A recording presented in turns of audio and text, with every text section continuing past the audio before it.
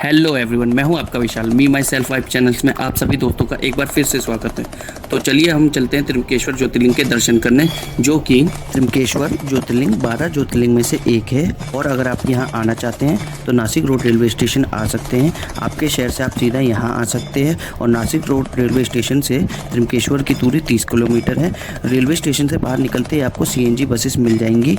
अगर आप railway station से बाहर निकल के बसेस नहीं ले पाते हैं तो आप सीधा ऑटो लेकर ओल्ड CBSE बस स्टैंड पहुँच जाइए, जहाँ से आपको त्र्यंबकेश्वर के लिए बस मिल जाएगी, जिनका किराया 50 से 70 रुपये होता है और वो आपको 1 से 1.5 घंटे के अंदर पहुँचा देगी। अगर आप फ्लाइट से आना चाहते हैं तो नासिक एयरपोर्ट आ सकते हैं, जो 50 किलोमीटर की दूरी पर पड़ता है। अब बात करते हैं स्टे ऑप्शन की, तो यहाँ काफ़ी सारे स्टे ऑप्शन मिल जाएंगे।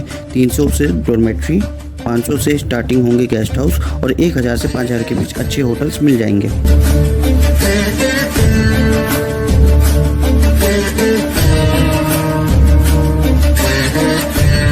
आप यहाँ श्री गजानन महाराज संस्थान में भी आ सकते हैं और यहाँ आपको बजट में रूम मिल जाएंगे।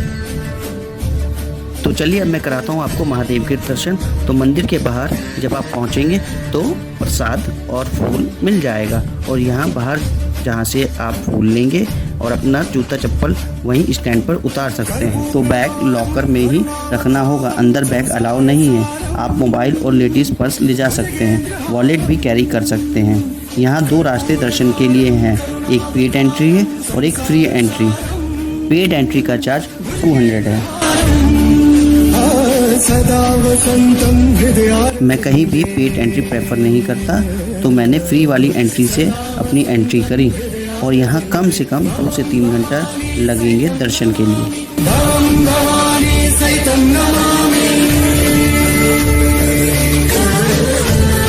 तो आइए जानते हैं त्र्यंबकेश्वर ज्योतिर्लिंग की पौराणिक कथा। एक बार ऋषियों ने गौतम ऋषि पर गौ हत्या का आरोप लगा दिया और उनसे कहा कि गौ हत्या का पाप मिटाने के लिए आपको देवी गंगा को लेकर यहाँ आना होगा। इसके बाद गौतम ऋषि ने इसी स्थान पर भगवान शिव की तपस्या की और आखिरकार भगवान शिव को प्रसन्न कर लिया। तब महर्षि ने देवी गंगा को इस स्थान पर प्रकट होने के लिए कहा।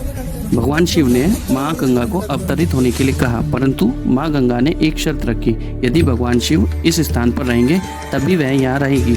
माँ गंगा की शर्त मानते हुए भगवान शिव ने त्र्यंबकेश्वर ज्योतिर्लिंग का रूप धारण कर लिया और यहीं बस गए। यहाँ ज्योतिर्लिंग की विशेषता ये है कि मंदिर में 3 मुख वाला लिंग है, जिसमें त्रिदेव, ब्रह्मा, विष्णु, महेश भगवान शिव का स्वरूप है।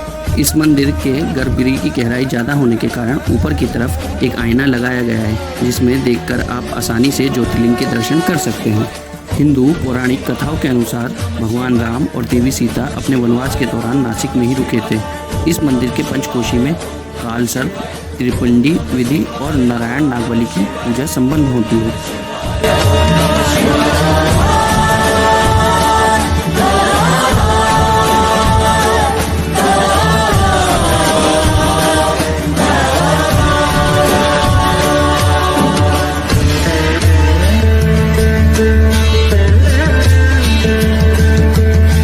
तो दर्शन के बाद भूख तो बहुत तेज की लगेगी, तो यहाँ खाने पीने के बहुत सारे ऑप्शन मिल जाएंगे, तो आप यहाँ आराम से खा पी सकते हैं। तो दर्शन के बाद मुझे जाना था ब्रह्मगिरी पर्वत, जहाँ पर माँ गोदावरी का उद्गम स्थान है। तो मेरी नेक्स्ट वीडियो होगी गोदावरी उद्गम स्थान पर। तो मिलते हैं नेक्स्ट वीडियो में, तब तक के लिए हर हर महादेव।